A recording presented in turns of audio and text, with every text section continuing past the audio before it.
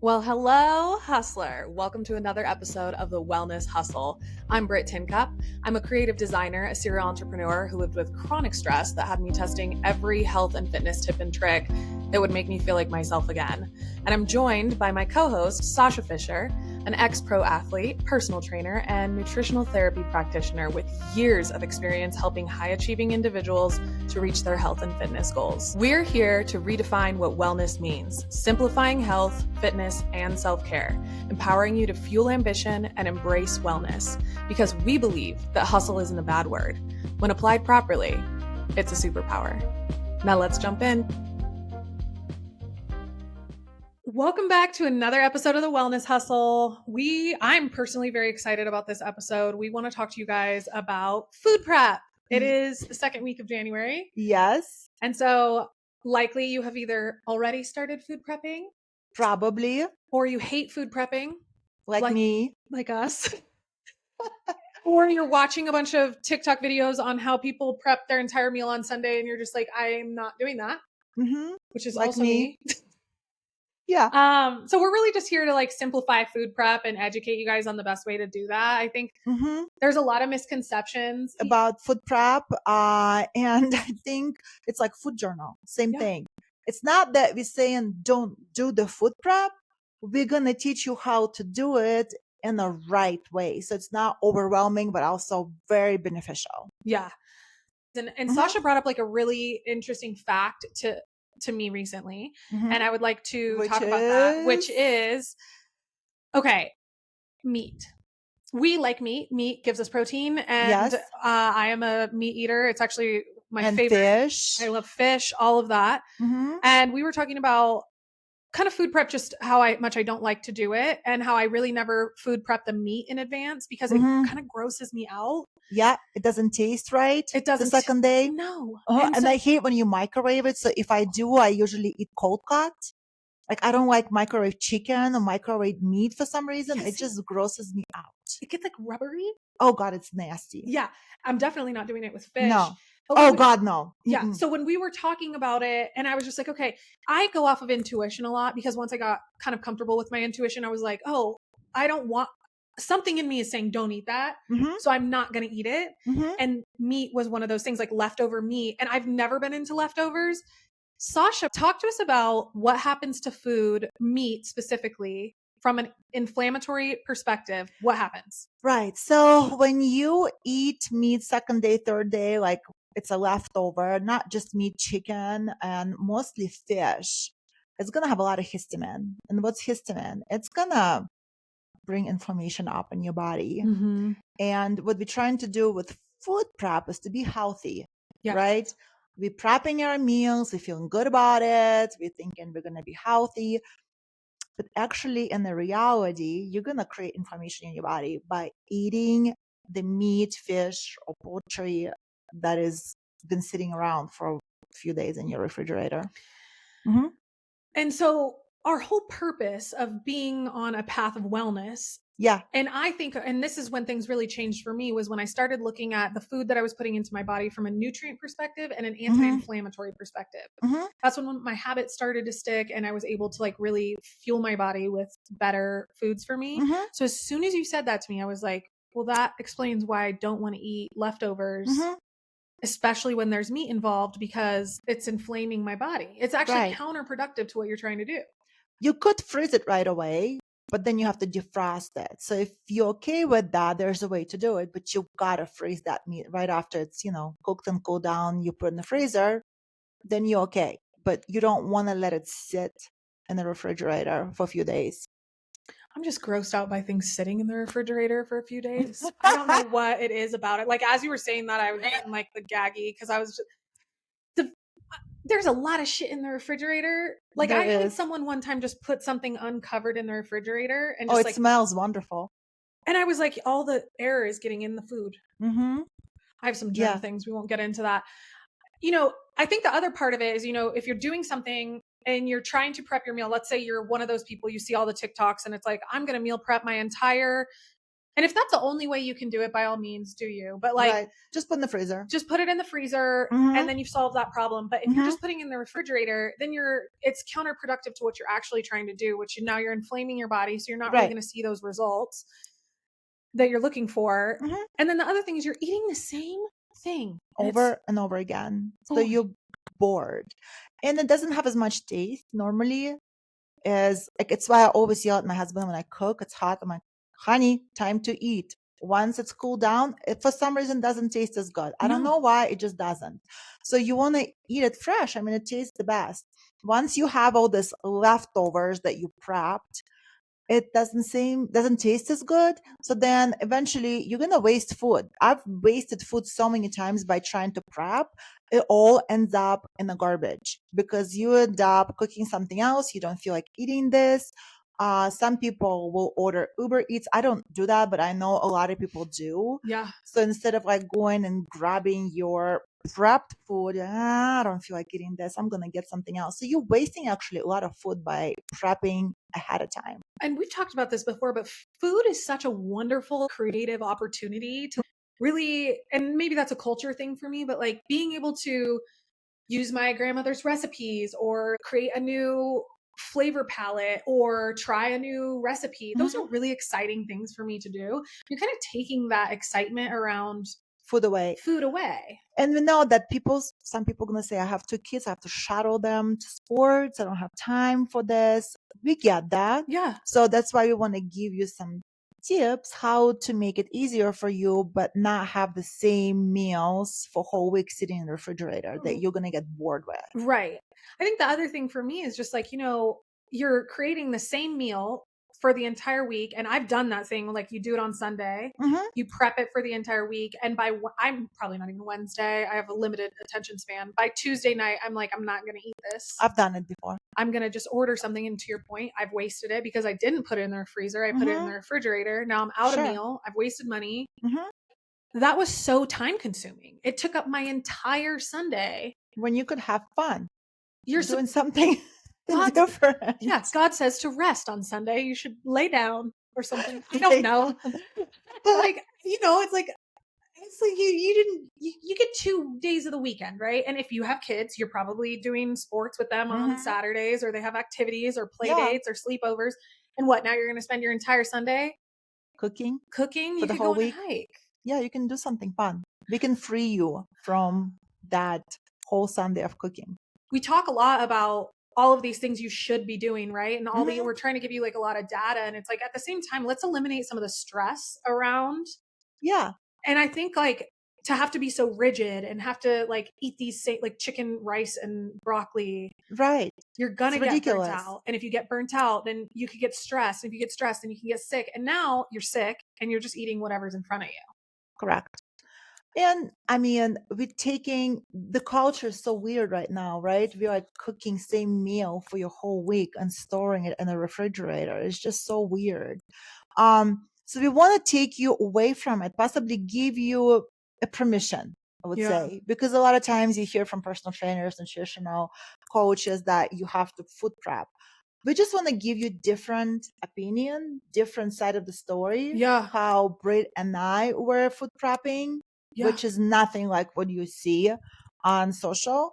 No. And that's not that we wanted to be negative. We just wanted to reflect what other people think, why food prep is not working for most people, and how to make it work for you. We're all thinking it, Yes, quite frankly. right. And it goes back to the influencer thing. We have to keep in mind like social media in January is all about like fitness and wellness and all these things. And you're like, yeah, me too, me too, me too. And then you try these things that these girls are doing. Well, they're professional influencers. Okay. They don't have, and maybe they're not, maybe they are professional personal Mhm. trainers and they Right. do have the flexibility in their schedule to do these things. You might not have it. Exactly. So to Sasha's point, like we want to give you permission to say, fuck Mhm. that. And I'm We're going to gonna- do it my way. Right.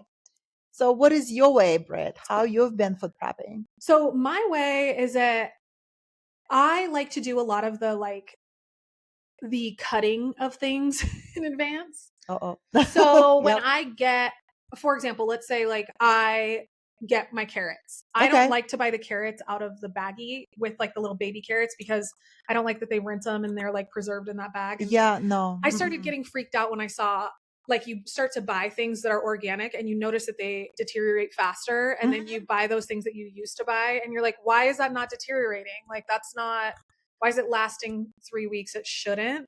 Exactly. So I was noticing that with the carrots. So I started buying carrots that are organic and freshly yanked out of the ground. Right. That's what I like to buy too. And they've got the little green leaves. Yeah, they look like a fucking carrot. Yeah. And so I then will chop those. I'll like peel them and chop them. Okay. And then I'll put those in like little pre-done baggies. So then all I have to do is like I have dips that I dip them in. And then Okay. and that's like a snack for me. Did you know if you store carrots in the water, they last longer and they're crispy? I did not. So you put little water. They put a Tupperware, put little water, filtered water, and you put your carrots in there. Also, if you have sad carrots, like if you had them in the refrigerator for a while, you can take them out and you can put them in the cold water and they will go back to crispy. Sasha? Same with strawberries, same with blueberries, same with a lot of like herbs. I do that. You kind of wake them up. You just put them in the really cold water. You can even toss ice in there and they will come back. You don't have to throw them away. Little tip. Shock. Another episode where I'm learning where I'm like, what the fuck? That is so good. That is such a good tip. And like, again, how did we get so far? I always bring it back to like tribal caveman things, but it's like, because the nutritional value of something also starts to deteriorate because when you pull something from the ground, is when it starts to die. Food, like you think there's no water. You put water in the plant, it needs water. So if you store it too long, there's no water. All you need to do is just put it back in the water and they'll come back to life. Yeah. Like flowers need to be in water. So do herbs. It makes perfect sense. Yeah. And the way you will store herbs, actually, you cut them when you come home. You cut a little bit off because you know how they get brown in the end. Yeah. So they're not open per se to soak the water. And then you will get paper towel and you'll soak it in water and you wrap it, like kind of put it around the ends of the herbs and you store it in the Ziploc. So it has like a little moisture in the ends. Does that make sense? Yeah, it makes perfect sense. Yeah.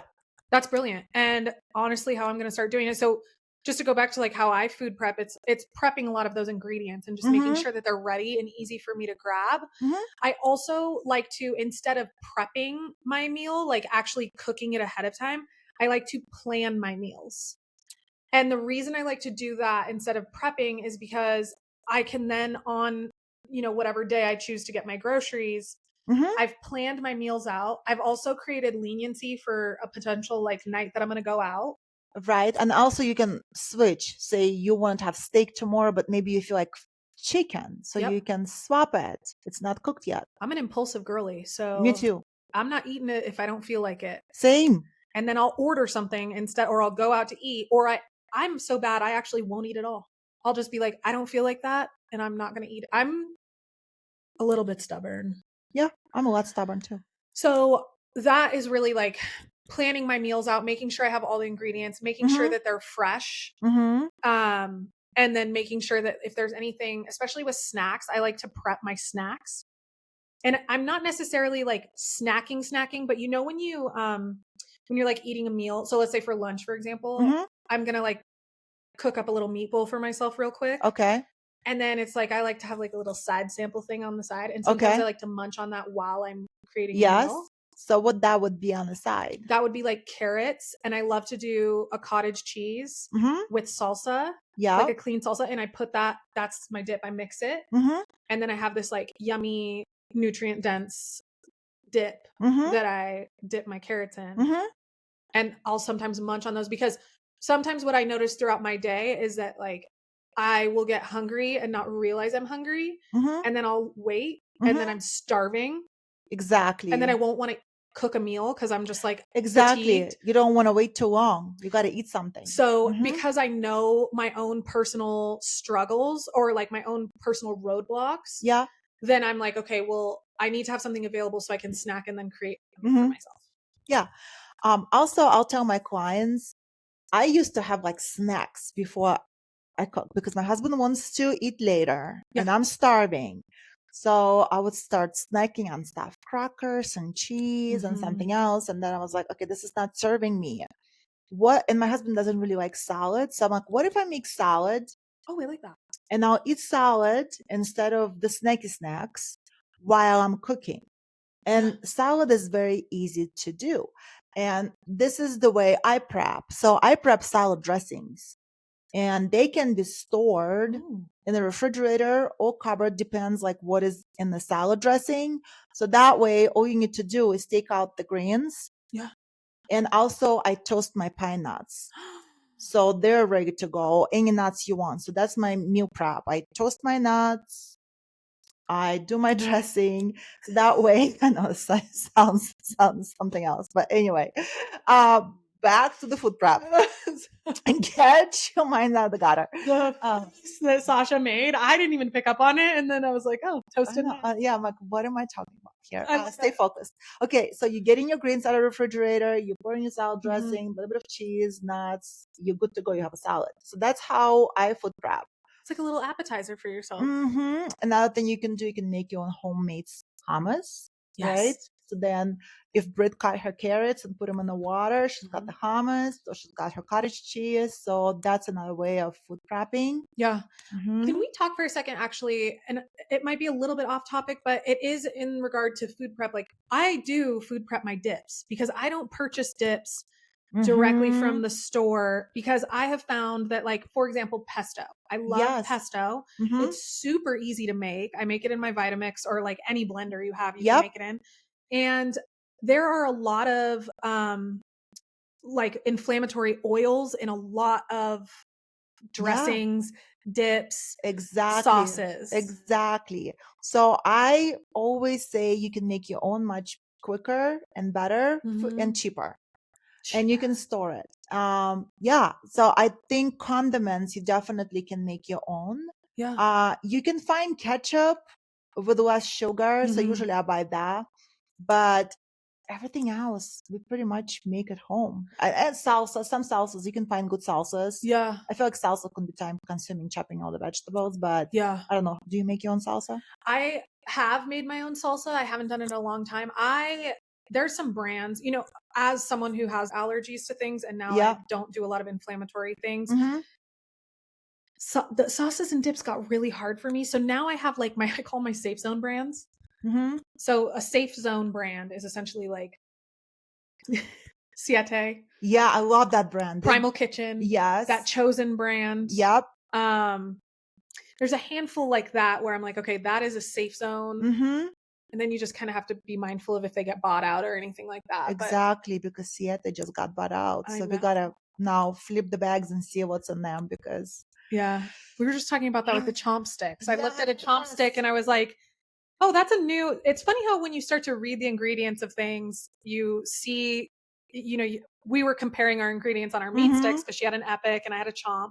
I actually prefer Paleo Valley. And so then I went to look at the ingredients on the chomp stick, and this is one I've been eating forever. I know the ingredients of it. And I was like, what's that? That's a new, and I don't even know what that word is. So now I'm like, I don't know that I can have the pepperoni chopsticks anymore. I know. Is that terrible? Yeah. So you guys revisit the back of your favorite things that you buy in the store, because sometimes they change ingredients, unfortunately. And I always teach people, look at the ingredients, not the calories, right? Yes. I mean, you got to be mindful about your portions if you're trying to lose weight, but the ingredients are the most important thing when you're buying something that is processed and in a package. Yeah. I could not agree more with that. That's the other thing is, like, I think aside from food prep, you know, when you're in the grocery store, it really comes down to planning and knowing, like educating yourself. And like, once you know, and I tell people all the time, like, look, they'll ask me why I eat a certain way. And I'm like, do you want to know? Because once you know, you can't unknow what I'm about to tell you. Exactly. And when I started this journey, it messed me up a little bit, because I was like, now I'm on this anti-inflammatory journey, and you start to realize how many ingredients are bad for you, and you start to pay closer attention to the ingredients. So I think for me, it's less about food prep and more about food planning and knowledge, and really understanding what is in each thing that I'm purchasing. If I buy a carrot, it's a carrot. Yes. If I buy a bag of carrots, they're kind of all wet in there. I got And questions. they're shaped not like carrots. They're shaped like, I don't know, what are they shaped like? Like little bullets. Like little nuggets. Like they don't come out like that. Look, it comes back to tribal. Does the food look like it originally should look? Mm-hmm. It's just common sense around Common sense. So another thing you can prep is, I like to roast vegetables and then ton of them. And then whatever is left over in the morning, I can make frittata with it. Yes. And then frittata can be used a few days. It can, it can be okay in the refrigerator. You can eat that frittata next morning for breakfast.